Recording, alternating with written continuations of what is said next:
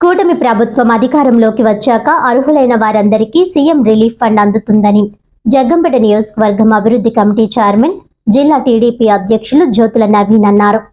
బుధవారం స్థానిక రావులమ్మ నగర్లోని టీడీపీ కార్యాలయంలో జరిగిన ముఖ్యమంత్రి సహాయ నిధి చెక్కుల పంపిణీ కార్యక్రమంలో ఆయన పాల్గొన్నారు. జగ్గంపేట నియోజకవర్గంలోని జగ్గంపేట మండలం 5, కిర్లంపూడి 4, గోకవరం 7, గండేపల్లి మండలం 4 మొత్తం 20 చెక్కులు 20,56,000 రూపాయల చెక్కుల రూపంలో లబ్ధిదారులకు అందజేశారు. ఈ సందర్భంగా ఆయన మాట్లాడుతూ అటు ఎన్టీఆర్ ఆరోగ్య సేవ, ఇటు ఇన్సూరెన్స్ లభించని రోగులకు ముఖ్యమంత్రి సహాయ నిధి ఎంతో తోడ్పాటు అందిస్తుంది అన్నారు.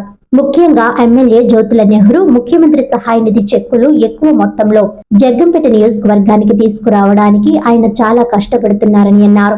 జగ్గంపేట నియోజకవర్గంలో సీఎం రిలీఫ్ ఫండ్ ద్వారా అర్హులందరికీ పారదర్శకంగా చెక్కులు పంపిణీ జరుగుతుందని నవీన్ తెలిపారు.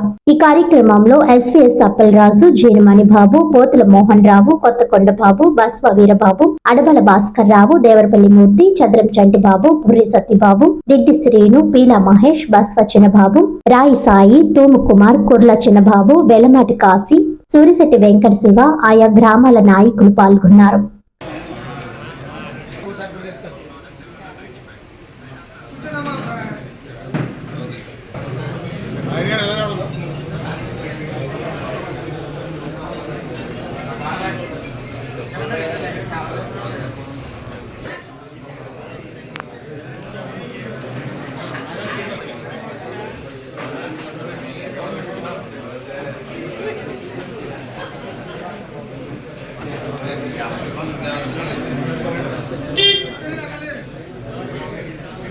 ఎలా చూడండి సార్.